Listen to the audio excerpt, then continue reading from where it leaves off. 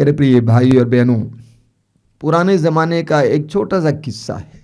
किस्सा इस प्रकार है कि एक बार एक किसान अपने घोड़े पर बैठकर बड़ी तेजी से भागे जा रहा था और लोगों ने पूछा कि ओए, कहाँ जा रहा है? उसने कहा, ये मुझसे क्यों पूछते हो, मेरे घोड़े से पूछो। आधुनिक युग की कुछ ऐसी ही दशा है। लोग दौड़ में लगे हुए हैं, लोग होड़ में लगे हुए हैं, सभी व्यस्त हैं, व्यस्त हैं, व्यस्त हैं। इतने व्यस्त कि किसी के लिए, एक दूसरे के लिए टाइम नहीं है, परिवार तक के लिए समय नहीं है। कुछ शहरों में आप जाएंगे, आप देखेंगे कि लोग कितना परिश्रम करते हैं, व्यस्त हैं। दूसरी तरफ एक और वर्ग के लोग हैं जो बहुत ज़्यादा चिंतित हैं, चिंता में समय बिताते हैं, अपने बारे में, अपने भविष्य के बारे में, बच्चों के बारे में, पढ़ाई के बारे में, कैरियर के बारे में चिंता में समय गुजारते हैं। ऐसे में प्रभु यीशु का एक वचन बहुत ही सामयिक और महत्वपूर्ण है, और वो वचन है मत्ती अध्याय 6 वाक्य 33, जिसके बारे में आपने कई बार सुना है, इस पर मनन भी किया है। आज भी हम मनन करेंगे। मत्ती अध्याय 6 वाक्य 33 में प्रभु यीशु कहते हैं, तुम सबसे पहले ईश्वर का राज्य और उसकी धार्मिकता की खोज में लगे रहो और ये सब चीजें तुम्हें यूं ही मिल जाएंगी। प्रभु कहते हैं, तुम सबसे पहले ईश्वर के राज्य और उसकी धार्मिकता की खोज में लगे रहो और ये सब चीजें तुम्हें यूं ही मिल जाएंगी। ये सब चीजें क्या हैं? धन, संपत्ति, नौकरी, परिवार, मकान, पढ़ाई, यश, नाम, प्रसिद्धि, हमारी योजनाएं, हमारे सपने। कुछ लोग 8 घंटे काम करते हैं, कुछ लोग 12 घंटे काम करते हैं, 14 घंटे काम करते हैं, कुछ लोग 18 घंटे भी काम करते हैं। आप कुछ शहरों में जाके देखिएगा, कुछ लोग मुश्किल से 3-4 घंटे सोते हैं, परिश्रम करते हैं, मेहनत करते हैं, दौड़ रहे हैं, होड़ में लगे हैं, लेकिन कितनों को सफलता मिलती है? और कितनी सफलता मिलती है? हो सकता है कि धन आ गया, पैसा आ गया, नाम आ गया, यश आ गया, कितनी शांति है, कितना प्रेम है। और इनमें से जो लोग विश्वासी होते हैं, जो मसीही होते हैं, वे प्रार्थना के लिए समय नहीं निकाल पाते हैं। उनके पास प्रार्थना के लिए समय नहीं, वचन सुनने के लिए समय नहीं है, चर्च जाने के लिए समय नहीं है। और उनसे कभी कभी बोला जाता है कि भाई आजकल दिखाई नहीं दे रहे हैं, क्या करें, व्यस्त हैं, बिजी हैं। और अक्सर ये सुनने को मिलता है कि बनता नहीं है। सत्य है, बनता नहीं है। मत्ती के सुसमाचार के अध्याय 6 वाक्य 24 में प्रभु यीशु कहते हैं, तुम 2 मालिकों की सेवा नहीं कर सकते। तुम धन और ईश्वर दोनों की सेवा नहीं कर सकते हैं। तुमको इन दोनों में से एक को अपना नौकर बनाना पड़ेगा। तुम दोनों की सेवा नहीं कर सकते, धन और ईश्वर दोनों की सेवा बराबर नहीं कर सकते। एक की सेवा करनी है, एक को नौकर बनाना है। याकूब के पत्र के अध्याय 4 वाक्य 4 में याकूब कहते हैं, रे कपटियों, क्या तुम नहीं जानते कि संसार के साथ मित्रता का मतलब है ईश्वर से बैर? जो संसार से मित्रता बनाना चाहता है वो ईश्वर का बैरी बन जाता है, शत्रु बन जाता है। मैं एक युवक को जानता हूं जो बराबर आश्रम आता था, रविवार को, सेकंड सैटरडे को, प्रार्थना में, हर बात में। लेकिन अभी पढ़ाई के बाद वो धंधे में लग गया, काम में लग गया, तो कभी दिखाई नहीं देता है। उसके पास इतना समय नहीं कि अपने स्वास्थ्य का ख्याल करें। लोग इस तरह धन पशु बन जाते हैं, बहुत ज्यादा ही व्यस्त रहते हैं। ऐसे में प्रभु कहते हैं, तुम सबसे पहले ईश्वर के राज्य और उसकी धार्मिकता की खोज में लगे रहो। ईश्वर का राज्य का मतलब क्या है? ईश्वर का राज का मतलब क्या है? रोमी अध्याय 14 वाक्य 17 में संत पौलुस स्पष्ट शब्दों में कहते हैं। कई लोग सोचते हैं कि भौतिक तरक्की ईश्वर का राज है, भौतिक तरक्की ईश्वर का राज है, अच्छी अच्छी सड़कें, मकान, गाड़ियां। पौलुस कहते हैं रोमी अध्याय 14 वाक्य 17 में, ईश्वर का राज्य खाने पीने की बात नहीं है, बल्कि शांति, न्याय और पवित्र आत्मा द्वारा प्रदत्त आनंद। संसार से प्राप्त आनंद नहीं है, बल्कि ईश्वर के आत्मा के द्वारा प्रदत्त आनंद, शांति, न्याय, आनंद। प्रभु कहते हैं, तुम सबसे पहले ये प्रायोरिटी की बात है, प्राथमिकता की बात है। प्रभु नहीं कहते कि तुम नौकरी मत करो, प्रभु नहीं कहते नौकरी मत ढूंढो, प्रभु नहीं कहते कि पैसा कमाने के लिए मेहनत मत करो, पढ़ाई में आगे बढ़ने के लिए मेहनत मत करो, बल्कि प्रभु कहते हैं तुम सबसे पहले ईश्वर के राज और उसकी धार्मिकता की खोज में लगे रहो और ये सब चीजें तुम्हें यूं ही मिल जाएंगी। आज मनुष्य इन सारी चीजों के पीछे लगा हुआ है, लेकिन ईश्वर के राज के पीछे बिल्कुल नहीं लगा है। लेकिन जो लोग ईश्वर के राज के पीछे लगे हैं, आगे मैं बताऊंगा, उनके जीवन में प्रभु चमत्कार और चिन्ह प्रकट करते हैं। जो इस वचन पर विश्वास करते हुए ईश्वर के राज की खोज में, ईश्वर की खोज में, प्रभु की खोज में, न्याय, प्रेम, शांति की खोज में लगे रहते हैं, सच्चे आनंद की खोज में लगे रहते हैं, उनके जीवन में प्रभु भरपूर आशीष देते हैं। सवाल खड़ा होगा कि हम कैसे ईश्वर के राज की खोज करें। सबसे पहले प्रभु के लिए समय निकालना, सबसे पहले प्रभु के लिए समय निकालना। कई लोगों की आदत है, कई लोग बोलते हैं देखिए फादर जी हम तो पैसा देते हैं ना। नहीं, सबसे पहले प्रभु के लिए समय निकालना, प्रार्थना के लिए समय निकालना। एक बहन ने मुझसे कहा कि मैं सोचती हूं कि सारा काम खत्म करूंगी तब जाके प्रार्थना करूंगी, लेकिन ये बनता नहीं है। काम खत्म करते करते प्रार्थना का समय बीत जाता है। मैंने कहा आपको प्राथमिकता को पलटना होगा, आपको यह निर्णय लेना होगा पहले मैं प्रार्थना करूंगी उसके बाद काम करूंगी। सब कुछ शिथिल पड़ी हुई है, कोई बात नहीं है, पहले प्रार्थना करूंगी उसके बाद काम करूंगी। तो यहां प्राथमिकता की बात है। तो सबसे पहले प्रभु को समय देना, प्रार्थना में समय देना, परिवार के साथ बैठकर प्रार्थना करना और व्यक्तिगत प्रार्थना के लिए समय देना। ध्यान दीजिए, अगर आप प्रभु के आदेश का पालन करेंगे, प्रभु अपनी प्रतिज्ञाओं को आपके जीवन में पूर्ण करेंगे। प्रार्थना के लिए समय निकालना, वचन सुनने और पढ़ने के लिए समय निकालना, समय। दूसरी बात, अपनी ऊर्जा प्रभु को देना। आप इतने घंटे सांसारिक भौतिक चीजों के लाभ के लिए प्रयास करते हैं, मेहनत करते हैं, कुछ समय प्रभु को दीजिए, परोपकार के लिए दीजिए, अच्छे काम के लिए दीजिए, कलीसिया में सेवा देने के लिए कीजिए, लोगों की सेवा करने के लिए दीजिए। आखिर आप इतनी मेहनत कर ही रहे हैं तो लोगों के लिए, प्रभु के राज्य के लिए, कलीसिया के लिए समय देने के लिए समय दें और अपनी ऊर्जा भी दे दें, ऊर्जा देना। तीसरी बात, अपने आध्यात्मिक विकास के लिए साधनाओं में भाग लेने के लिए समय निकालना। आध्यात्मिक विकास के लिए, परिवार के आध्यात्मिक जीवन के लिए, साधनाओं के लिए समय लेना। मैं जानता हूं बहुत सारे परिवार इस आश्रम में आया करते हैं, 3 दिन 4 दिन 1 सप्ताह प्रार्थना करके घर चले जाते हैं। मैं जानता हूं कि प्रभु उनके जीवन में आशीष पर आशीष देंगे। तो यह प्रायोरिटी की बात है, प्रभु के ईश्वर के राज्य को खोजने के लिए। हमारा जीवन संतुलित होना चाहिए, हमारे जीवन में संतुलन होना चाहिए। लोगों के जीवन में संतुलन नहीं है, इसीलिए वे बीमार पड़ जाते हैं, परेशान रहते हैं, टेंशन में रहते हैं। अरे भैया संतुलित करो। अगर तू 8 घंटा काम कर रहा है, 1 घंटा प्रार्थना के लिए भी निकालो ताकि आपका जीवन संतुलित हो जाए। आपके काम से प्राप्त वो टेंशन आप प्रार्थना के द्वारा प्रभु के सामने रख सकें। हमारा जीवन संतुलित जीवन होना चाहिए।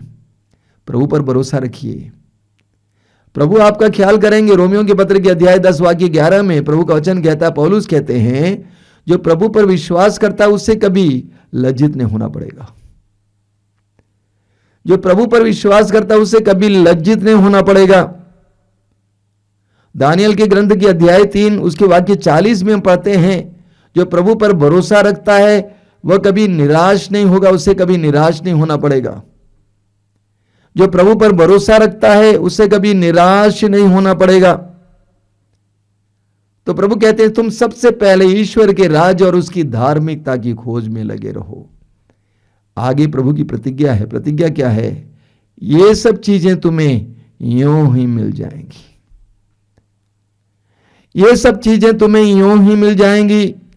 इस्यास नबी के ग्रंथ के अध्याय 45 वाक्य 3 में प्रभु कहते हैं, बहुत सुंदर वचन है, मैं तुमको अंधकार में छिपे हुए खजाने और गुप्त स्थानों में रखी हुई संपत्ति दूंगा। मैं तुम्हें अंधकार में छिपे हुए खजाने और गुप्त स्थानों में रखी संपत्ति दे दूंगा। मैंने स्वयं अपने जीवन में यह अनुभव किया है। आप प्रभु के आदेश का पालन करेंगे तो प्रभु इस तरह के कार्य करेंगे। हम सुसमाचारों में पढ़ते हैं प्रभु यीशु का वचन सुनने के लिए भीड़ की भीड़ लग जाती थी। हजारों की संख्या में लोग प्रभु को देखने, प्रभु का स्पर्श पाने, प्रभु से वचन सुनने के लिए इकट्ठे होते थे। कई बार ऐसा भी हुआ कि संध्या हो चली थी, लोग भोजन करना भी भूल गए थे, भोजन लाना भी भूल गए थे। शिष्यों ने याद दिलाया, प्रभु ये निर्जन प्रदेश है, उन्हें भोजन खरीदने के लिए भेज दीजिए गांव में। प्रभु ने कहा तुम्हें खिलाओ। हम सुसमाचारों में पढ़ते हैं प्रभु ने उन हजारों लोगों को चमत्कारी ढंग से खिलाया। यह एक घटना है, इसके साथ साथ यह एक प्रतीक भी है। यानी जो प्रभु के पीछे चलते हैं, जो प्रभु के वचन को सुनने के लिए श्रद्धापूर्वक उनके पीछे चलते हैं, उनके लिए प्रभु प्रबंध करते हैं। प्रभु प्रबंध करने वाला ईश्वर है। हमारा ईश्वर सत्य प्रतिज्ञा है। हमारा ईश्वर सत्य प्रतिज्ञा है। हम पढ़ेंगे स्तोत्र 118 में, स्तोत्र 118 उसके वाक्य 8 और 9 में वचन में लिखा हुआ है, मनुष्यों पर भरोसा रखने की अपेक्षा प्रभु की शरण जाना अच्छा है। कितना सुंदर वचन है। मनुष्यों पर भरोसा रखने की अपेक्षा प्रभु की शरण जाना अच्छा है। शासकों पर भरोसा रखने की अपेक्षा प्रभु की शरण जाना अच्छा है। हम इस वचन को दोहराएंगे, मेरे पीछे दोहराइए। मनुष्यों पर भरोसा रखने की अपेक्षा प्रभु की शरण जाना अच्छा है। प्रभु की शरण जाना अच्छा है। शासकों पर भरोसा रखने की अपेक्षा शासकों पर भरोसा रखने की प्रभु की शरण जाना अच्छा है। प्रभु की शरण जाना अच्छा है। प्रभु की शरण जाना अच्छा है। प्रभु की शरण जाना अच्छा है। इसी तरह स्तोत्रकार कहता है, स्तोत्र 20 उसके वाक्य 8 में स्तोत्रकार कहता है, कुछ लोग रथों पर और कुछ लोग अश्वों पर गर्व करते हैं, हम तो प्रभु अपने ईश्वर के नाम की दुहाई देते हैं। राजा दाऊद लिखते हैं, कुछ लोग रथों पर और कुछ लोग अश्वों पर, अश्व मतलब घोड़े, घोड़ों पर गौरव करते हैं, हम तो प्रभु अपने ईश्वर के नाम की दुहाई देते हैं। आप जिस ईश्वर पर विश्वास करते हैं वो सत्य प्रतिज्ञा ईश्वर है। वो सत्य प्रतिज्ञा ईश्वर है। इसायास अध्याय 45 वाक्य 23 में प्रभु कहते हैं, मेरे मुख से निकलने वाला शब्द सच्चा और अपरिवर्तनीय है। मेरे मुख से निकलने वाला शब्द सच्चा और अपरिवर्तनीय है, बदलता नहीं है, वो सत्य प्रतिज्ञा है। मैं अपने जीवन से आपको बता रहा हूं, मैंने प्रभु के इस वचन का पालन करने का प्रयास किया। तुम सबसे पहले ईश्वर के राज्य और उसकी धार्मिकता की खोज में लगे रहो। और मैंने देखा है कि प्रभु ने यूं ही ये सब चीजों का प्रबंध किया है। ये आश्रम 27 साल से चलाते हुए मैंने देखा कि प्रभु ने किस तरह प्रबंध किया है। हमारा ईश्वर प्रबंध करने वाला ईश्वर है, लेकिन हमें प्रभु के वचन पर विश्वास करना और उसका पालन करना चाहिए। अक्षरशः पालन करना चाहिए, पक्का विश्वास करना और अक्षरशः पालन करना चाहिए। प्रभु हमारे लिए प्रबंध करेंगे। प्रभु की शरण जाना अच्छा है। मैंने पिछले 27-28 सालों में यह महसूस किया है। हमें राजाओं के पहले ग्रंथ की अध्याय 17 में पढ़ने को मिलता है, उसके वाक्य 5 और 6 में पूरे इस्राएल पर अकाल पड़ा था। कहीं पानी नहीं था, पानी समाप्त हो रहा था, लोग मर रहे थे, जानवर मर रहे थे। प्रभु ईश्वर ने अपने चुने हुए नबी एलिया से कहा कि तुम एक काम कर, किरीत नदी के घाटी पर जाकर बैठ जाओ। किरीत नदी के बगल में गुफा है, उसमें जाके बैठ जाओ, वहां पे जो पानी उसको पिया करना। और मैंने कौवों को आदेश दिया है कि वे आकर तुम्हें रोटी खिलाएं और तुम्हें मांस खिलाएं। और एलिया नबी प्रभु के आदेश का पालन करता है। वचन में लिखा हुआ है, एलिया जाता है किरीत नदी की घाटी में एक गुफा में जाके बैठता है। प्रतिदिन कौवे रोटी और मांस लिया कर एलिया को खिलाया करते थे। ये घटना है, फिर मैं कहता हूं यह एक प्रतीक भी है। इसका मतलब क्या है? जो प्रभु के आदेश का पालन करता है, प्रभु उसके लिए प्रबंध करते हैं। जो प्रभु की सेवा करता है, प्रभु उसके लिए प्रबंध करते हैं। जो प्रभु के मार्ग पर चलता है, प्रभु उसके लिए प्रबंध करते हैं। हमारा ईश्वर प्रबंध करने वाला ईश्वर है। हम पढ़ेंगे स्तोत्र 127 उसके वाक्य 2 में, स्तोत्र 127 वाक्य 2 में बहुत जबरदस्त वचन है। वहां लिखा हुआ है, कठोर परिश्रम की रोटी खाने वालों, कठोर परिश्रम की रोटी खाने वालों, तुम व्यर्थ ही सवेरे जागते और देर से सोने जाते हो। वह अपने सोए हुए भक्त का भरण पोषण करता है। एक बार और पढ़ता हूं ताकि आप इस वचन को समझ सके। प्रभु कहते हैं, कठोर परिश्रम की रोटी खाने वालों, तुम व्यर्थ ही बड़े सवेरे जागते और देर से सोने जाते हो। वह अपने सोए हुए भक्त का भरण पोषण करता है। कठोर परिश्रम की रोटी खाने वालों, प्रभु कहते हैं कि प्रभु अपने सोए हुए भक्त का भरण पोषण करता है। क्या इसका मतलब यह है कि प्रभु हमसे कहते हैं कि तुम आलसी बनो, सोए रहो? बिल्कुल नहीं। प्रभु ये कहना चाहते हैं कि जो प्रभु पर भरोसा रखता है, उसके लिए प्रभु प्रबंध करता है। यूहन्ना के सुसमाचार के अध्याय 15 वाक्य 5 में प्रभु कहते हैं, मुझसे अलग रहकर तुम कुछ भी नहीं कर सकते। मेहनत करो, मेहनत करो, मेहनत करो, लेकिन मुझसे अलग रहकर तुम कुछ भी नहीं कर सकते। लूकास अध्याय 11 वाक्य 23 में प्रभु कहते हैं, जो मेरे साथ नहीं बटोरता है वो बिखेरता है। लोग मेहनत करते हैं लेकिन उसके अनुसार उनको फल नहीं मिलता है। बहुत मेहनत करते हैं। मैं लोगों से बोला करता हूं, सुनो, अगर आपकी परीक्षा आ रही है, अभी परीक्षा का समय आ रहा है, आपकी परीक्षा आ रही है और आप घंटों पढ़ाई करते हैं, 8 घंटे पढ़ाई करते हैं, बहुत अच्छी बात है।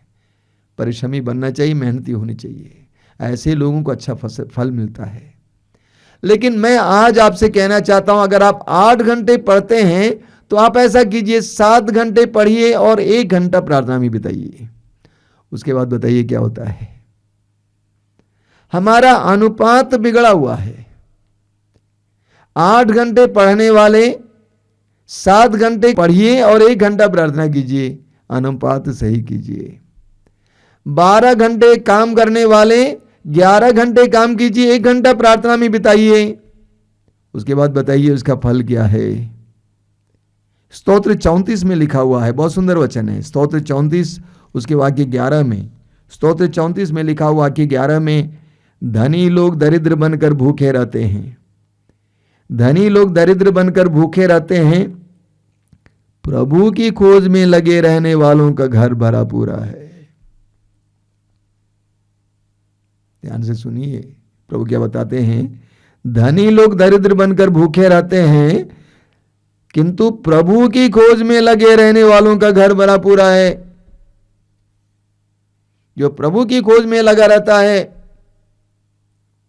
जैसा कि मैंने बताया, जो प्रभु के लिए समय निकालता है, ऊर्जा देता है, उसका घर भरा पूरा रहता है।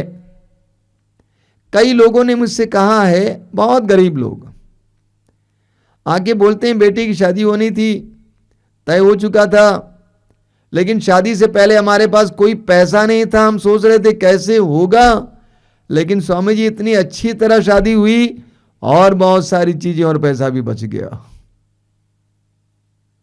प्रभु प्रबंध करते हैं। कई कई कई उदाहरण मैं आपको दे सकता हूं। एक बहुत गरीब आदमी कई साल पहले मेरे पास आए, साइकिल पर आता है, साइकिल खड़ा किया, मेरे पास आया और बोला, जानते हैं स्वामी जी, मैंने पूछा कितने साल से आ रहे हैं, कहा कितने साल से आश्रम आ रहा हूं, तो कहा जानते हैं स्वामी जी, साइकिल का पंक्चर बनाने के लिए मेरे पास पैसा नहीं था, साइकिल का पंक्चर बनाने के लिए मेरे पास पैसा नहीं हुआ करता था। आज मेरे पास थोड़ी सी जमीन है, लेकिन इतनी अच्छी फसल प्रभु देते हैं, हर साल वो अपनी फसल का एक हिस्सा लेकर आश्रम में दे देता है। इतनी अच्छी फसल होती है, लोग पूछते हैं कि बाबा के खेत में इतनी अच्छी फसल कैसे होती है। प्रभु की खोज में लगे रहने वालों का घर भरा पूरा है। इब्रानियों के पत्र के अध्याय 13 वाक्य 3 में प्रभु कहते हैं, मैं तुम्हें नहीं छोड़ूंगा, मैं तुम्हें कभी नहीं त्यागूंगा। मैं तुम्हें नहीं छोड़ूंगा, मैं तुम्हें कभी नहीं त्यागूंगा। मेरे प्रिय भाई और बहनों, प्रभु यीशु हमें गलत शिक्षा नहीं देते। प्रभु ने कहा तुम सबसे पहले ईश्वर के राज और उसकी धार्मिकता की खोज में लगे रहो। मैंने कहा बात प्राथमिकता की है। बात प्राथमिकता की है कि हम किसको सबसे पहला महत्व देते हैं। हम किसको महत्व देते हैं। बीते कोरोना काल याद कीजिए, शायद आप भूल गए होंगे, इतना दुखदायक समय था। हमारे कई प्रिय लोग हमें छोड़ के चले गए। इसके बावजूद मैंने देखा उस कोरोना काल में प्रभु ने बहुत अच्छी फसल खड़ा कर दिया।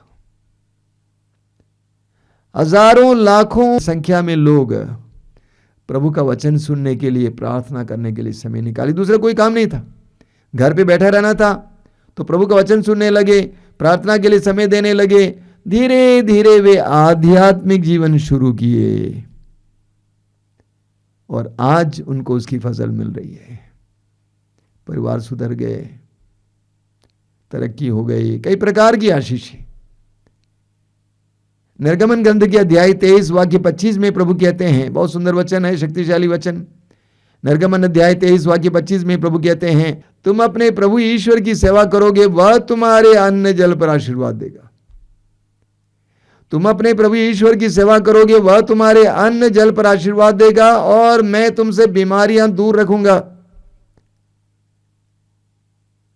प्रभु कहते हैं तुम अपने प्रभु ईश्वर की सेवा करोगे, वह तुम्हारे अन्न जल पर आशीर्वाद देगा। तुम्हारे अन्न पर, तुम्हारे खेत पर, तुम्हारी फसल पर, आटा गूंथने के बर्तन पर, तुम्हारे जल पर आशीर्वाद देगा और मैं तुमसे बीमारियां दूर रखूंगा। मैं एक व्यक्ति को जानता हूं जो बराबर आश्रम आते हैं। सबसे पहले वो आने लगे जब यहां पर मसीहियों के लिए एक साधना चल रही थी। वो आकर चुपके से उस भीड़ में बैठ गए। धीरे धीरे पवित्र वचन सुनने की आदत हो गई। धीरे धीरे उन्होंने कहा कि मुझे प्रज्ञा मिली। पढ़े लिखे व्यक्ति हैं, पोस्ट ग्रेजुएट हैं, अध्यापक थे और प्रभु के करीब आने लगे। पूरा परिवार प्रभु के करीब आ गया है। समय बिताते हैं प्रार्थना के लिए, प्रतिदिन समय निकालते हैं। एक बार उन्होंने कहा कि स्वामी जी, मेरे पास गवाही देने के लिए बहुत है। मुझे पहले 8,000 रुपये मिलते थे, मैं स्कूल में पढ़ाता था, आज मैं हजारों कमा रहा हूं। प्रभु ने मेरे जीवन में तरक्की लाई है। प्रभु ने मेरे जीवन में तरक्की लाई है। प्रभु कहते तुम अपने प्रभु ईश्वर की सेवा करोगे, वह तुम्हारे अन्न जल पर आशीर्वाद देगा। हमें योशुआ के ग्रंथ के अध्याय 24 उसके वाक्य 15 में पढ़ने को मिलता है। अब योशुआ के नेतृत्व में इस्राएली जनता मिस्र देश से अब कनान देश पहुंच चुकी है और योशुआ मरने को थे। उस समय योशुआ ने लोगों को इकट्ठा किया और कहा, अपने प्रभु ईश्वर की सेवा करो, आराधना करो। और वाक्य 15 में हम पढ़ते हैं, योशुआ कहते हैं, मैंने निर्णय लिया है। क्या निर्णय? मैं और मेरा परिवार अपने प्रभु ईश्वर की सेवा करेगा। ये हमने निर्णय लिया है। हर विश्वासी को, हर मसीही को इसी तरह निर्णय लेना है प्रभु के आदेश का पालन करने के लिए। प्रभु कहते हैं तुम सबसे पहले ईश्वर के राज्य और उसकी धार्मिकता की खोज में लगे रहो और ये सब चीजें जिसके लिए तुम सतत परिश्रम करते रहते हो तुम्हें यूं ही मिल जाएंगी। आइए हम प्रार्थना करें। अपनी आंखें बंद रखिए। आज के सुंदर दिन के लिए प्रभु को धन्यवाद दीजिए। प्रभु के इन पवित्र वचनों के लिए प्रभु को धन्यवाद दीजिए। प्रभु ने हमारा आह्वान किया है, हमें बुलाया है। प्रभु ने हमारे सामने अपनी प्रतिज्ञा रखी है। ये सब चीजें तुम्हें यूं ही मिल जाएंगी। तुम ईश्वर के राज्य और उसकी धार्मिकता की खोज में लगे रहो। प्रभु कहते हैं मैं जानता हूं कि तुम बहुत परिश्रम करते हो, बहुत मेहनत करते हो। मैं जानता हूं कि तुम अपने भविष्य के बारे में, परिवार के बारे में बहुत ज्यादा चिंतित हो। अपना जीवन मुझे अर्पित कर, मेरे वचन का पालन कर। मैं सत्य प्रतिज्ञ ईश्वर हूं, मैं तुम्हारे लिए प्रबंध करूंगा। धन्यवाद देते हैं प्रभु इस पवित्र समय के लिए। तेरे पवित्र वचनों के द्वारा हमसे बोलने के लिए धन्यवाद देते हैं, हमें चुनौती देने के लिए धन्यवाद देते हैं। हमारे जीवन में एक क्रम लाने के लिए तू चाहा, इसके लिए धन्यवाद देते हैं। हमारी प्राथमिकताओं को सही कीजिए प्रभु यीशु। हम गलत चीजों को प्राथमिकता देते हैं, सबसे महत्व देते हैं। हमें तुझे और तेरे राज्य को महत्व देने के लिए कृपा दीजिए। तेरे पवित्र वचनों में छिपी हुई शक्ति को जानने और पहचानने और इसीलिए तेरे वचन का पालन करने के लिए कृपा दीजिए। धन्यवाद यीशु, धन्यवाद। तेरी महिमा, तेरी आराधना, तेरी स्तुति।